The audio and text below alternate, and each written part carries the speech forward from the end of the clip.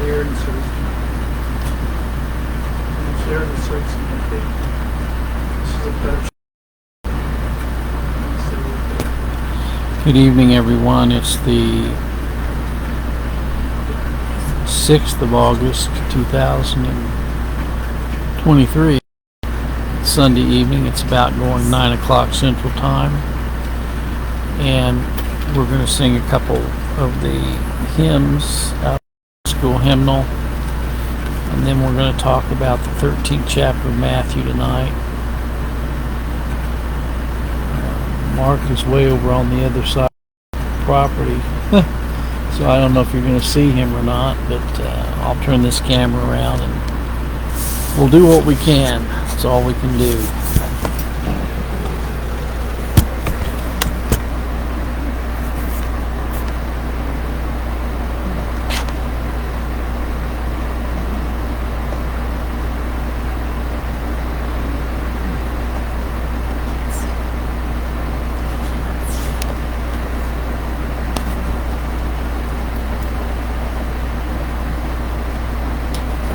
Okay, so the first hymn we're going to sing tonight is out of the old school hymnal. We had a real good service today up at Joplin. Good message.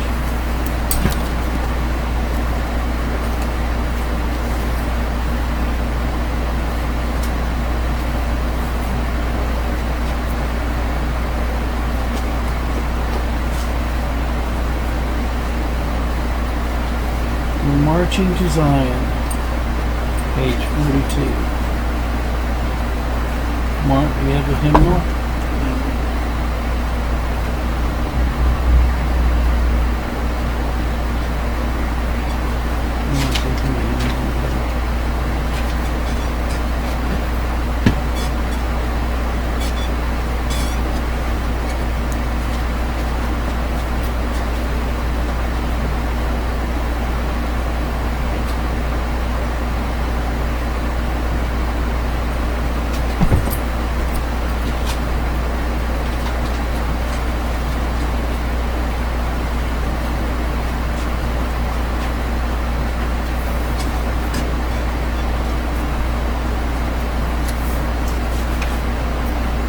Come we that love the Lord, and let our joys be known. Join in a song with sweet accord, join in a song with sweet accord, and thus around the throne, and thus around the throne. We're marching to Zion, beautiful, beautiful Zion. We're marching upward to Zion, that beautiful city of God. But those refuse to see, who never knew our God, the children of the heavenly King, the children of the heavenly King. They speak their joys abroad, they speak their joys abroad. The hill of Zion yields 1,000 sacred steeds. Before we reach the heavenly gates, before we reach the heavenly gates, oh walk the golden streets, oh walk the golden streets. We let our songs abound, and every tear we dry. We're marching in Emmanuel's ground, we're marching through Emmanuel's ground. Prepare worlds on high, prepare worlds on high. We're marching to Zion, beautiful, beautiful Zion. We're marching upward to Zion, that beautiful city of God. Mark, do you have one? No. Well, don't you find one, okay? Why don't you pick one out? Can't find one on the prices.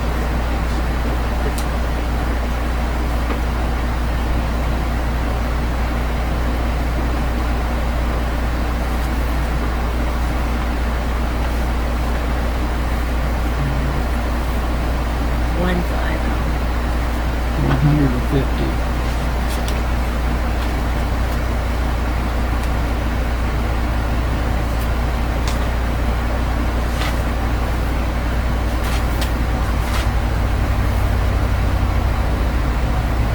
Pilgrims of Zion and chosen of God, whose spirits are filled with dismay, since ye have eternal redemption through blood, you cannot put hold on your way. As Jesus in covenant love did engage, fullness of grace to display, the powers of darkness and malice may rage, the righteous shall hold on his way. He is truth, like its author, eternal shall stand. All things in nature decay, upheld by Jehovah's omnipotent hand. Righteous shall hold on his way. May on the main of temptation be tossed, their sorrows may swell as the sea. But none of the ransom shall ever be lost. The righteous shall hold on his way. Surrounded with sorrows, temptations, and fear, truth with delight we survey, and sing as we pass through this valley of tears. The righteous shall hold on his way.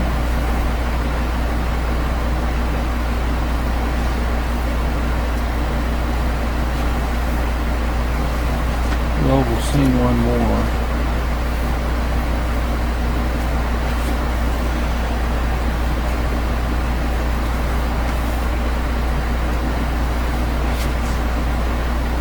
Let's sing 51.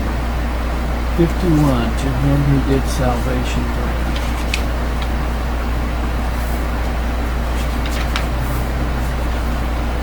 To him who did salvation bring, wake every tuneful power and sing a song of sweetest praise, a song of sweetest praise.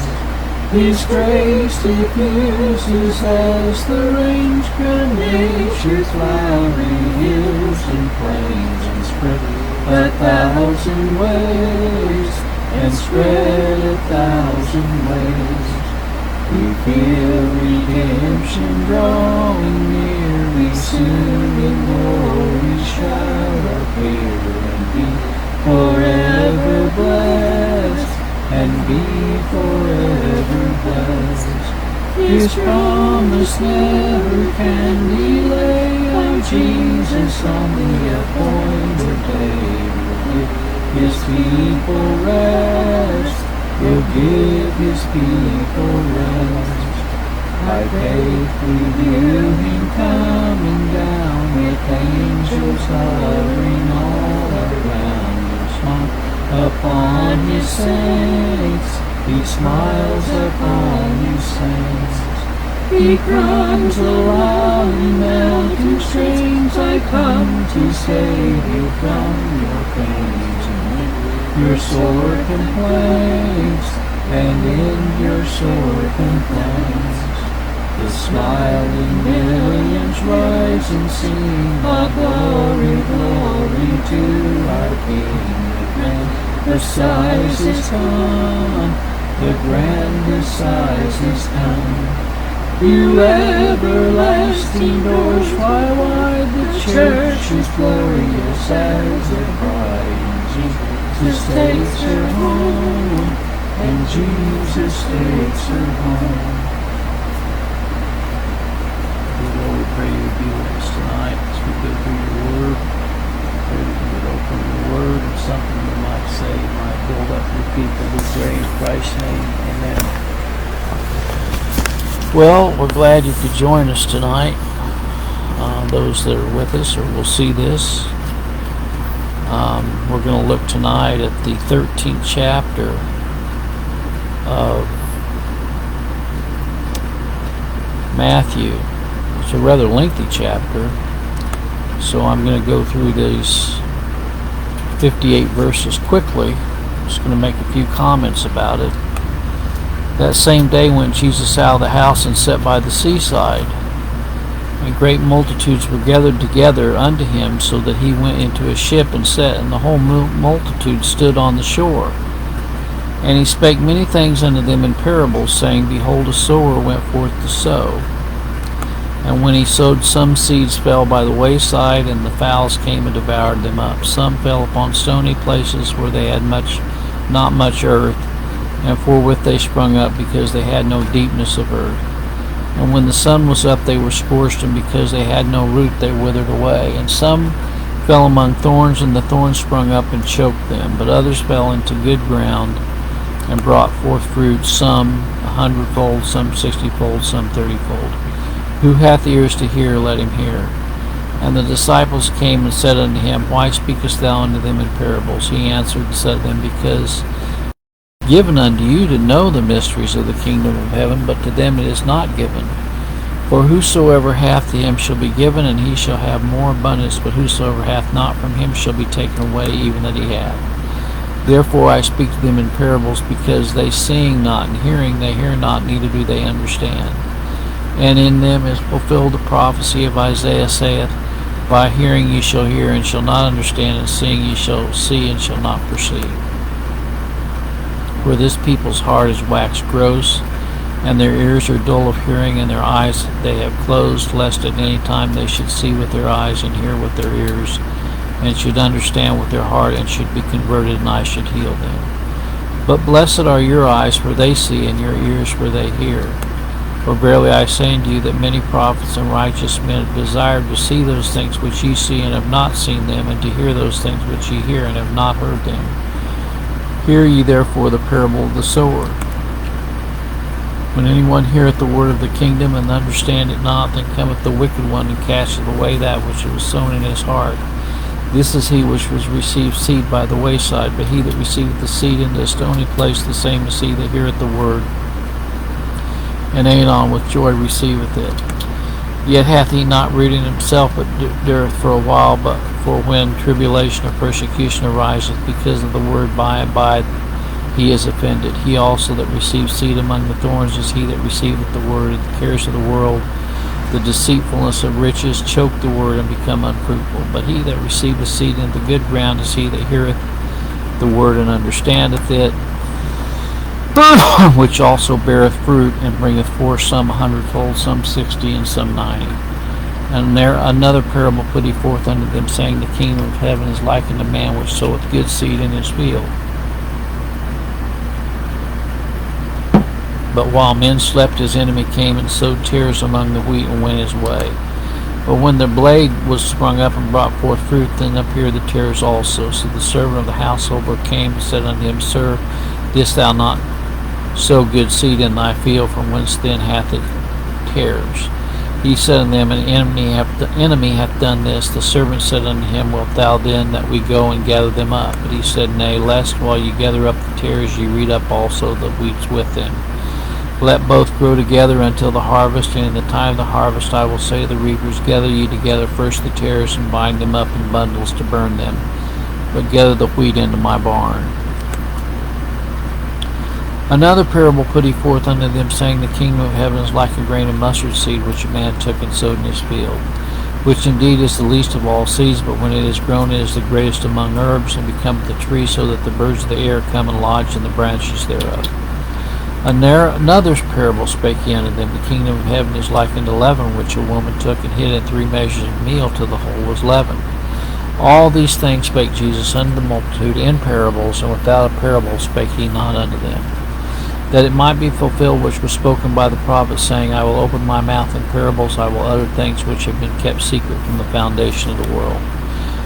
Then Jesus sent the multitude away, and went into the house, and his disciples came unto him, saying, Declare unto us the parable of the tares of the field.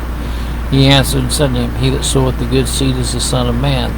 The field is the world, the good seed are the children of the wicked kingdom, but the tares are the children of the wicked one.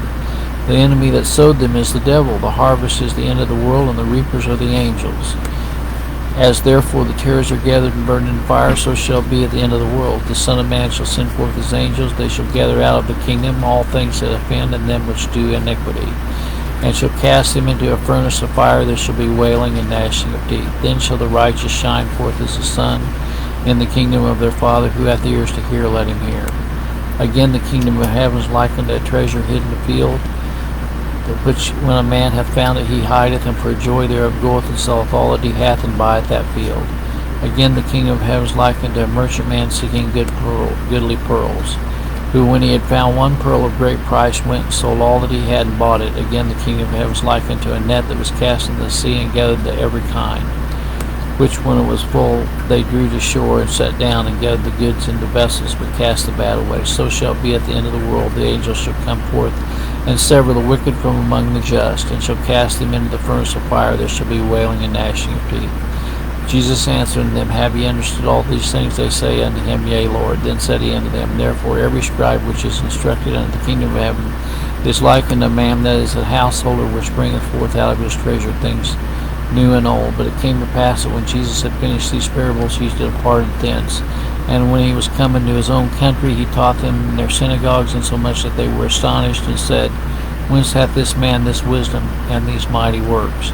Is not this the carpenter's son? Is not this his mother called Mary, and his brethren James, Joseph, Simon, and Judas? And his sisters, are they not all with us? Whence then hath this man all these things? And they were offended in him. But Jesus said unto him, A prophet is not without honor, save in his own country and in his own house. And he did not many mighty works there because of their unbelief. Well, one of the things that we gain from looking at this is all of these parables that Christ spoke signify one thing and one thing alone, and that is God is sovereign over his sheep. He's sovereign over the seeds. He's sovereign over the tares and the wheat. He's sovereign over his own kingdom, and he's the one who reveals truth, and the one that he hides truth from whom he wants to hide it. That's in a nutshell what this is all about. This is about the elect versus the reprobate. This is what Christ is teaching. He starts out by talking about the different kinds of seeds. He talked about how some seeds fell by the wayside, some fell on stony ground, some on were scorched by the sun, some fell among thorns, and he says some fell unto good ground.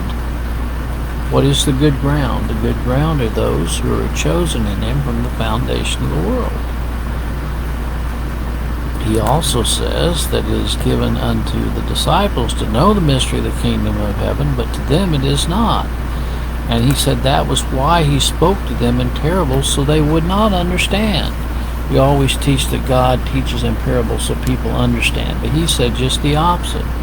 He said he taught in parables so they wouldn't understand. And he said that Isaiah the prophet said the people's hearts wax gross, and their ears are full of hearing, their eyes are closed, and so on. But then he says in the 16th verse to the disciples, Blessed are your eyes, for they see, and your ears, for they hear. So he makes a distinction between the hearers and those who don't hear. And then he talks about, again, the sower, the parable of the sower and what it means. And he talks about those who receive the seed and those who don't. And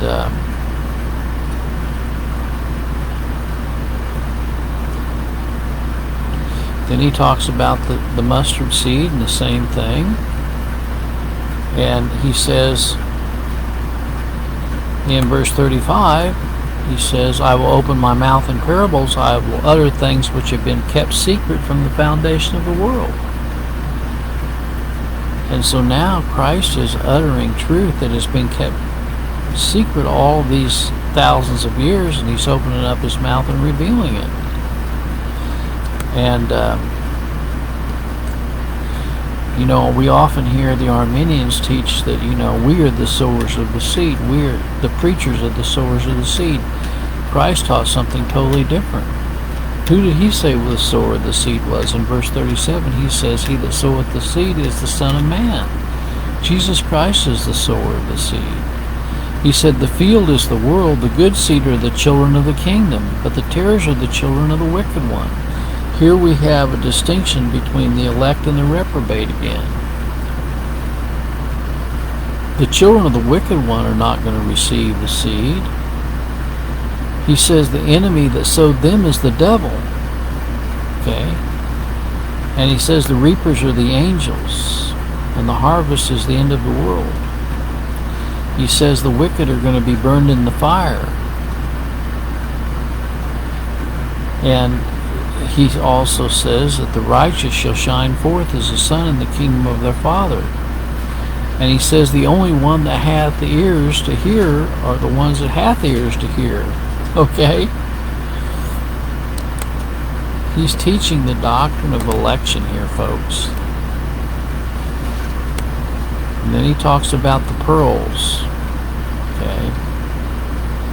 And it says in verse 49, so shall be at the end of the world, the angels shall come forth and sever the wicked from among the just.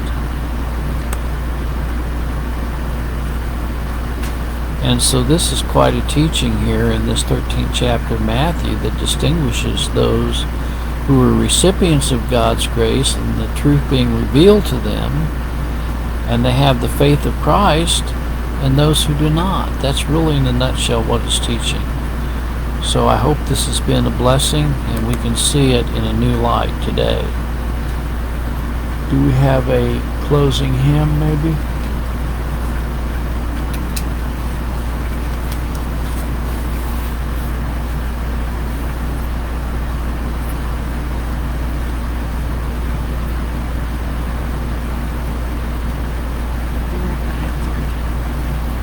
$453.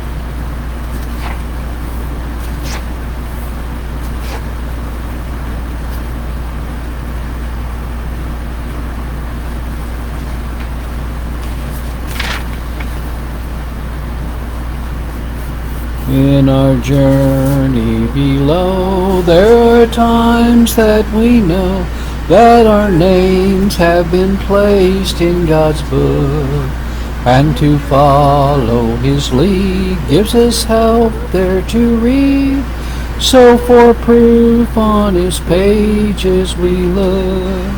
Here we hope through His grace we shall look on His face when the burdens of life are laid down, then to rise with the blessed to a glorious rest, and with all the redeemed wear a crown. Hear the sorrows and tears coming down through the years, seems our eyes so too dim on the way, that we need His dear grace over these lines to trace, and for this we continually pray. When our work here is done at the set of life's sun, and we come to the brink of the grave, how we hope to read clear all our names written there, and to have saving grace to be brave. Here we read in His word, He will loosen the cord when we come to the end of the way. Give us, Lord, placid peace when our breathing shall cease, as the summons of death we obey. Here we hope through His grace we shall look on His face when the burdens of life are laid down, then to rise with the blessed to a glorious rest, and with all the redeemed wear a crown. Well, I hope you all have a good week this week. God bless.